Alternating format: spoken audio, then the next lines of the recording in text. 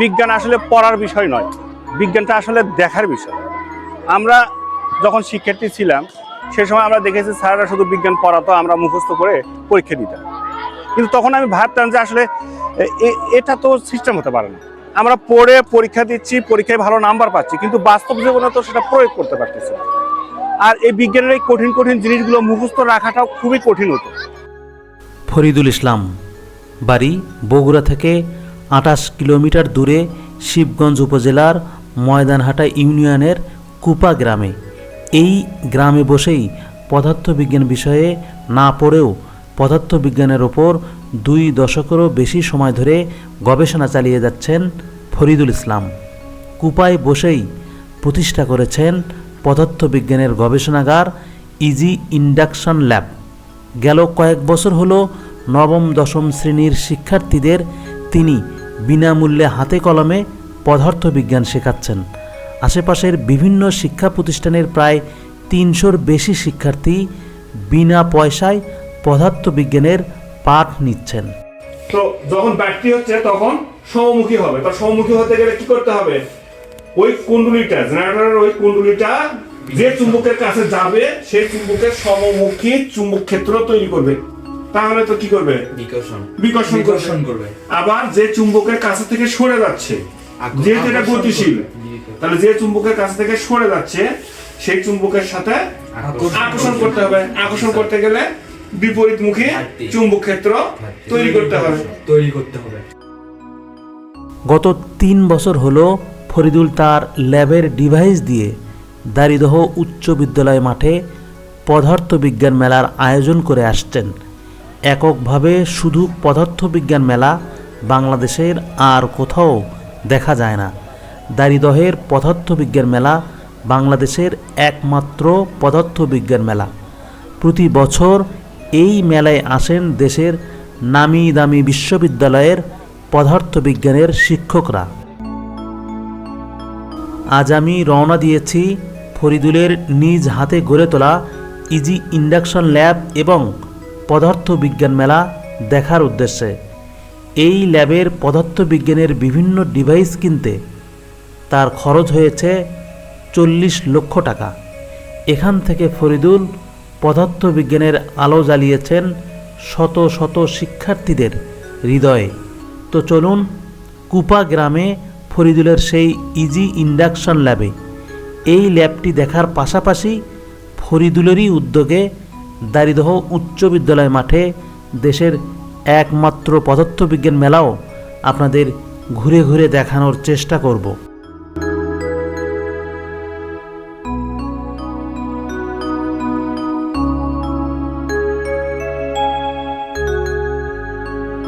পদার্থবিজ্ঞান নিয়ে ফরিদুলের অসামান্য গবেষণা এবং বিনামূল্যে শিক্ষার্থীদের পদার্থবিজ্ঞান শেখানোর বিষয়টি ইতিমধ্যে গোটা বাংলাদেশেই ছড়িয়েছে প্রিন্ট ও ইলেকট্রনিক মিডিয়ার মাধ্যমে। প্রায় প্রতি সপ্তাহেই দূর দূরান্ত থেকে শিক্ষার্থী, অভিভাবক এবং শিক্ষকরাও দেখার জন্য যাচ্ছেন ফরিদুলের ইজি ইন্ডাকশন ল্যাবে।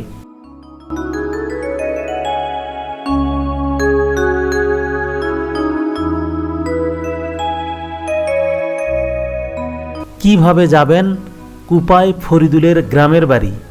ঢাকা রংপুর মহাসড়কের গোবিন্দগঞ্জ উপজেলার ফাঁসিতলায় নেমে সিএনজি বা অটোতে চড়ে মাত্র 10 থেকে 20 টাকা ভাড়ায় যেতে পারেন কুপা গ্রামে। আমরা এখন সেই পথ ধরেই এগিয়ে চলেছি। সামনের যে ভ্যানগুলোতে শিক্ষার্থীদের দেখছেন তারা সবাই পদার্থবিজ্ঞান মেলা দেখতে যাচ্ছেন দাড়িদহে। চলতে চলতে আমরা পৌঁছে গেলাম কুপা গ্রামে। সকলকে শুভেচ্ছা জানাচ্ছি। শিবগঞ্জের ময়দানহাটা ইউনিয়নের দাড়িদহ বাজারের ঠিক পাশেই অবস্থিত কুপা গ্রাম থেকে আমি রবিউল ইসলাম বিদ্যুৎ। আজ আমি এখানে এসেছি বিশেষ একটি কারণে। ইজি ইন্ডাকশন ল্যাব প্রতিষ্ঠাতা মোহাম্মদ ফরিদুল ইসলাম। এই ইজি ইন্ডাকশন ল্যাবের যিনি কর্ণধার সেই ফরিদুল ইসলামের বাড়ি এটি।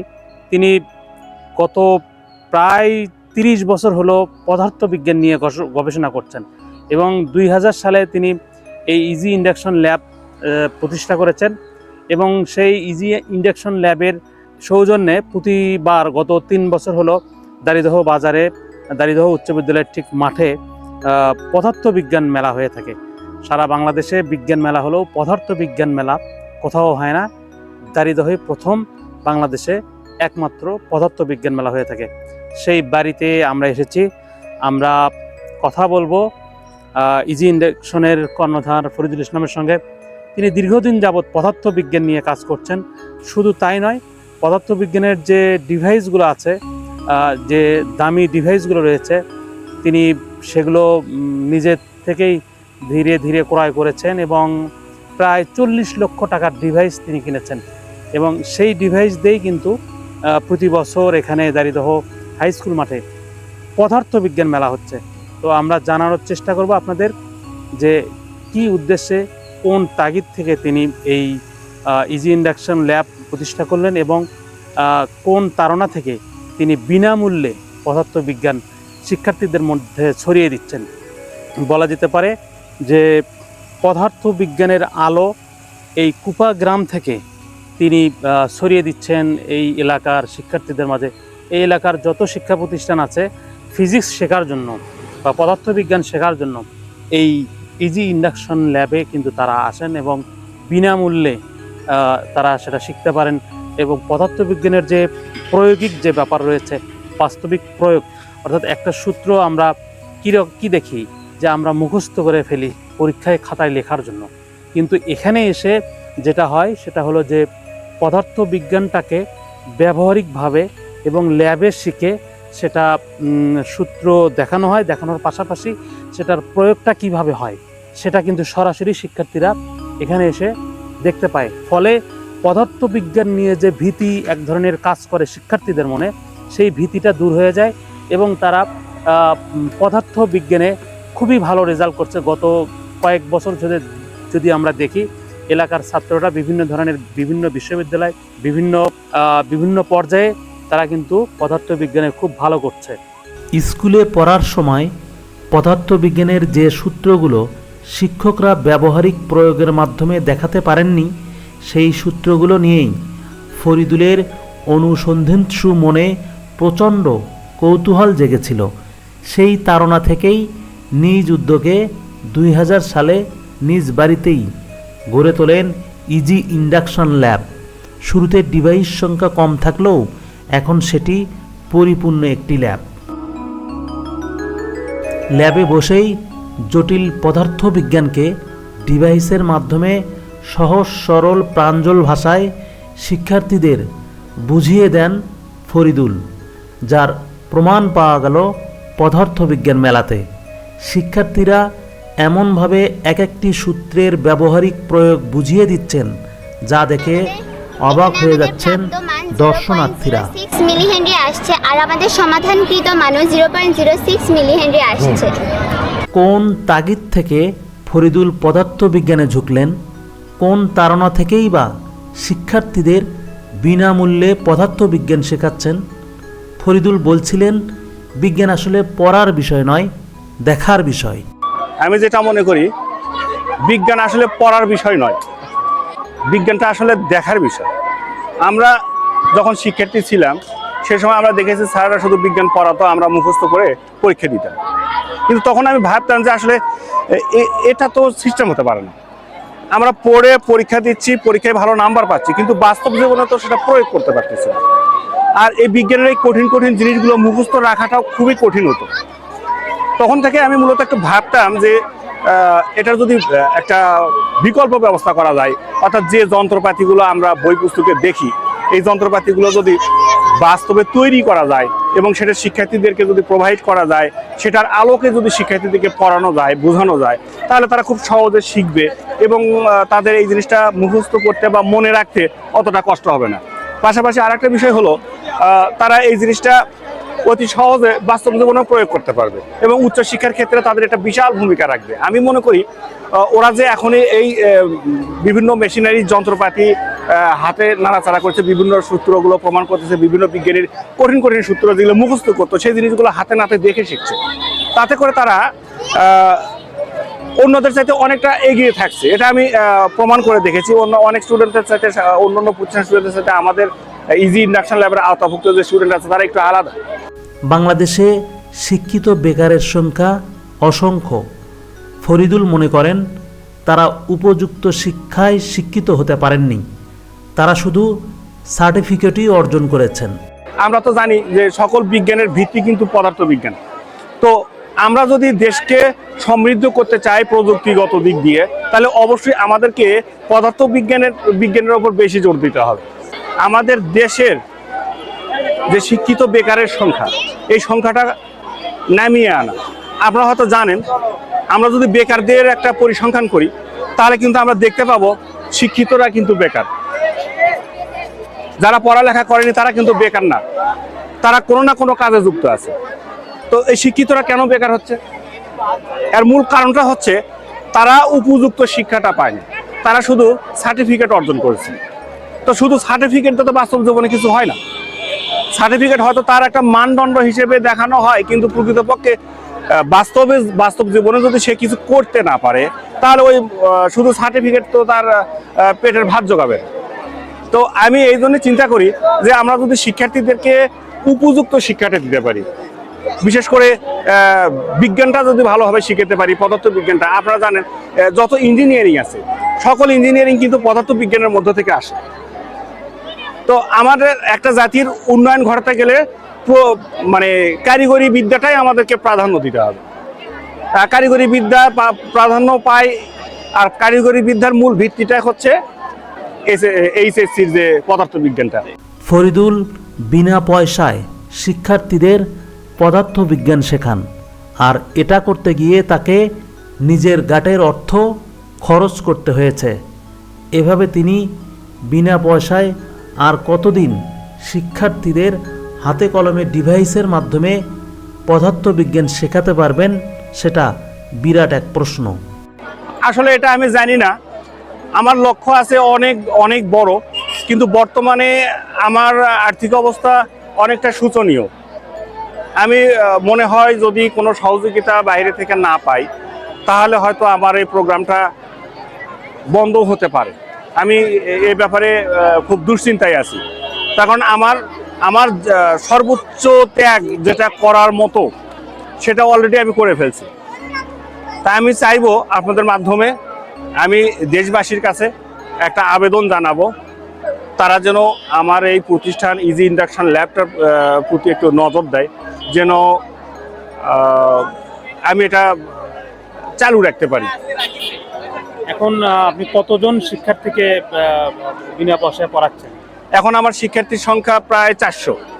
ফরিদুলের আমন্ত্রণে চট্টগ্রাম বিশ্ববিদ্যালয়ের পদার্থবিদ্যা বিভাগের সহযোগী অধ্যাপক ডক্টর কাজী মোহাম্মদ রাশেদ নিজাম ছুটে এসেছেন ফরিদুলের ইজি ইন্ডাকশন ল্যাব এবং পদার্থবিজ্ঞান মেলা দেখার জন্য। তিনি তো বলেই দিলেন, বাংলাদেশের বিভিন্ন অঞ্চলে বিজ্ঞান মেলা হলেও কখনো পদার্থবিজ্ঞান মেলার কথা শোনেননি। আচ্ছা, ধন্যবাদ আপনাকে।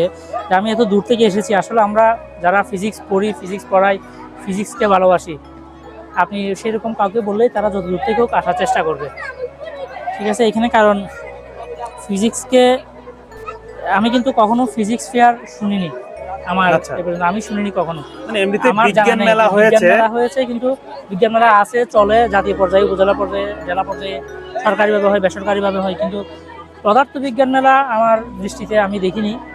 সেটার জন্য কিন্তু আমি এসেছি, এবং এখানে এসে আমি যা দেখলাম আসলে এটা তো অসাধারণ একটা উদ্যোগ। উনি একা একা যে উদ্যোগ নিয়েছেন, এবং উনি একজনই নিজের পরিশ্রম, নিজের গাঁটের টাকা পয়সা, লক্ষ লক্ষ টাকা উনি খরচ করেছেন এই বাচ্চাদেরকে ফিজিক্স শেখানোর জন্য। আমি যেটা ওনাকে সাথে কথা বলে বা ওনাকে দেখে আমি যেটা বুঝেছি সেটা হচ্ছে ওনার যে অদম্য আগ্রহ এবং ইচ্ছা এই যে বাচ্চাদেরকে ফিজিক্স শেখানোর জন্য। উনি যা জানেন সেটা শেখানোর জন্য ওনার যে আগ্রহ, সেইটাকে উনি যেভাবে নিজ উদ্যোগে ছড়িয়ে দিচ্ছেন, এটা তো অসাধারণ একটা উদ্যোগ। এবং সেজন্য ওনার এই উদ্যোগটা, এবং আপনি দেখেন এখানে ছোটো ছোটো ছেলেমেয়েরা ক্লাস 5, 6, 7, 5-এর মেয়েও আছে, এবার 8, 9, 10 পর্যন্ত। এই মেয়েরা যেসব ডিভাইস, যেসব কথা বলে, এগুলো কিন্তু আমরা অনেকে কলেজে গিয়েও দেখিনি। কিছু কিছু ডিভাইস অসিলোস্কোপ আমরা দেখছি, এগুলো আমরা ইউনিভার্সিটি গিয়ে দেখেছি। ফরিদুল পেশায় একজন ক্ষুদ্র ব্যবসায়ী। এখান থেকে যে আয় হয় তার ৭৫% তিনি ল্যাবের পিছনে ব্যয় করেন। এমনকি ল্যাবের সরঞ্জামাদি কিনতে, স্ত্রীর গহনা বিক্রি করতেও দুবার ভাবেননি। পদার্থবিজ্ঞানের জন্য এত কিছু যিনি করছেন, তার জন্য একটা রাষ্ট্রীয় স্বীকৃতি চান চট্টগ্রাম বিশ্ববিদ্যালয়ের পদার্থবিদ্যা বিভাগের এই সহযোগী অধ্যাপক। এরে তারা যখন এই বয়সে এই ধরনের ডিভাইসগুলো দেখে তারা কতটা আগ্রহী হবে এবং তাদের কতটা উৎসুক হবে জানার জন্য এবং কত আনন্দ নিয়ে তারা শিখতে পারবে। এটার অবদান জাতিগত পর্যায়ে যে এটার যে অপরিসীম অবদান, সেটা আসলে আমরা কেউ বুঝতেও পারছি না। এবং সেজন্য আমার যেটা চাই, সে যে ওনার মতো ফরিদুল ইসলাম যেন এলাকা বা অন্তত কোনো একটা জেলায় জেলায় গড়ে ওঠে। সেজন্য আমি চাই একটা রাষ্ট্রীয় উদ্যোগ, একটা রাষ্ট্রীয় পুরস্কার অথবা একটা রাষ্ট্রীয় স্বীকৃতি।